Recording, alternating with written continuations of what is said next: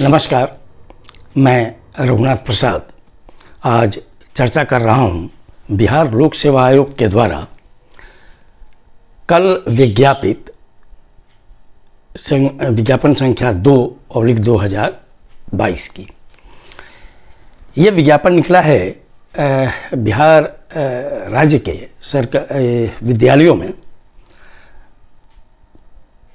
प्रधानाध्यापक पद के लिए, और इन पदों की संख्या है 6421।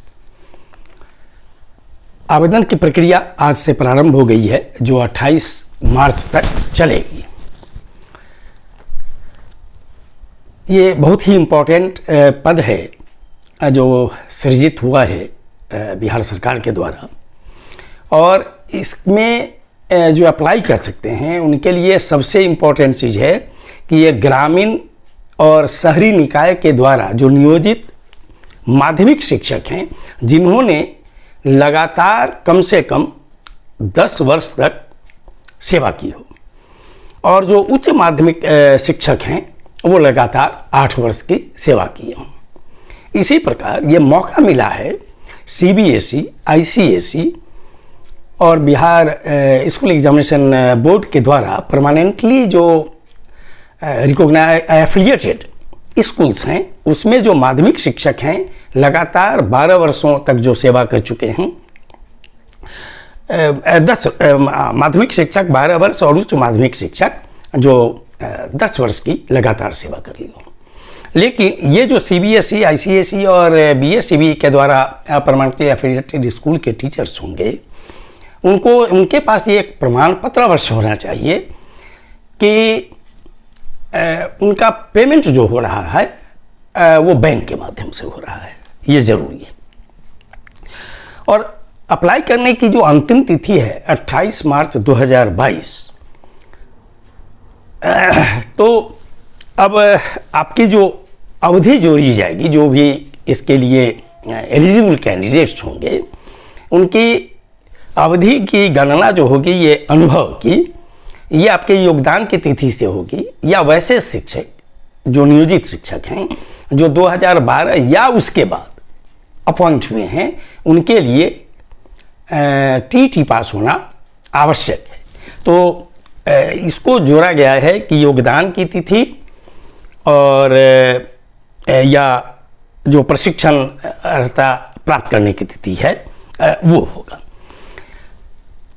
मैं ऐसे कैंडिडेट से जो इसके लिए एलिजिबल हैं, वो बिहार लोक सेवा आयोग का जो ऑथराइज्ड वेबसाइट है www.bpsc.bih.nic.in पर अविलंब जाएं और पूरी सावधानी पूर्वक उसे पढ़ें। मैं सिर्फ कुछ महत्वपूर्ण बिंदुओं की चर्चा करूंगा, चूँकि जो नियमावली बनी थी उसकी विस्तृत चर्चा मैं पहले के वीडियो में कर चुका हूँ। इस वैकेंसीज में जो बिहार सरकार का आरक्षण नियम है, चाहे वो SC, ST, EBC, BC, दिव्यांग, फ्रीडम फाइटर के नाती नतनी, पोता पोती और EWS वगैरह के लिए है, वो इसमें भी लागू है।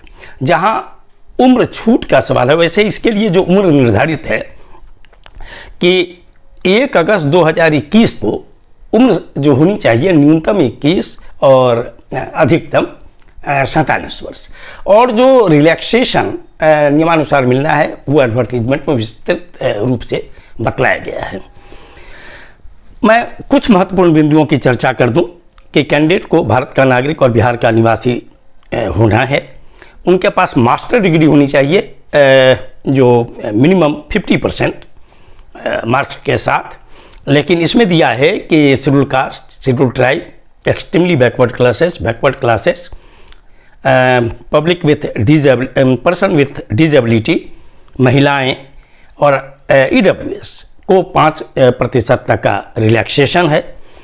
इसके अतिरिक्त इनको बैचलर ऑफ एजुकेशन होना चाहिए, या बैचलर ऑफ आर्ट्स एजुकेशन और बैचलर ऑफ साइंस एजुकेशन, ये भी इनके लिए है। और इसके बाद जो रखा गया है वो कि सभी जो कैंडिडेट होंगे उनको घोषणा देनी होगी अपने योग्यता के संबंध में और अनुभव के संबंध में, जिसकी जांच होगी। और जब काउंसलिंग होगी शिक्षा विभाग के द्वारा, चूँकि अनुशंसा भेजी जाएगी शिक्षा विभाग को, तो वहाँ पर आपको दिखलाना पड़ेगा।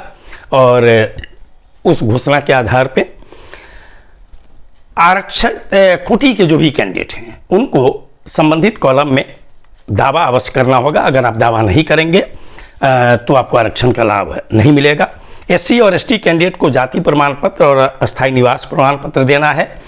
ईबीसी बीसी कैंडिडेट के लिए नॉन क्रीमिलियर सर्टिफिकेट और अस्थायी निवास प्रमाण पत्र देना है। और ईडब्ल्यूएस कैंडिडेट के लिए जो प्रपत्र 1 में होता है, आय और संपत्ति का प्रमाण पत्र, उनके लिए होगा कि 2020-21 पर आधारित वो प्रमाण पत्र चाहिए। कंपिटेंट अथॉरिटी इन सभी प्रमाण पत्रों के लिए रेवेन्यू अफसर अब हो गए हैं बिहार में। और विवाहित महिला जो होंगी उनका जो सर्टिफिकेट बनेगा वो पिता के नाम और पता के साथ होना चाहिए, न कि पति के। दिव्यांगों का मेडिकल सर्टिफिकेट जो भी मेडिकल बोर्ड से है, जो प्रिस्क्राइब आप पढ़ लें वेबसाइट में, एडवर्टीजमेंट में। और फ्रीडम फाइटर के नाती नतनी के लिए भी कलेक्टर या उनके द्वारा जो ऑथराइज एडिशनल कलेक्टर एडीएम हैं उनके द्वारा होना चाहिए। इसके ये जो इस के लिए साक्षात्कार की व्यवस्था नहीं है, सिर्फ लिखित परीक्षा होगी जो 150 अंकों का होगा, 2 घंटे का। और प्रत्येक प्रश्न का मान 1 अंक होगा सही उत्तर के लिए, गलत के लिए 0.25 कटेगा। 100 नंबर होंगे जनरल स्टडीज से और 50 नंबर होंगे बीएड से। मैं समझता हूँ कि आपको इससे लाभ होगा। आप सबसे पहले ऑथराइज्ड वेबसाइट पर जाएं जो भी एलिजिबल कैंडिडेट हैं, और इसके लिए पूरी प्रक्रिया खूब अच्छे से भरेंगे। चाहे वो योग्यता का सवाल हो, अनुभव का सवाल हो, फी हो, आरक्षण कोटि का सवाल हो, सभी का अच्छे से करते हुए फॉर्म भरेंगे ताकि फॉर्म आपका सही एक्सेप्ट हो जाए। आप सभी लोगों के लिए शुभकामना। धन्यवाद। जय हिंद।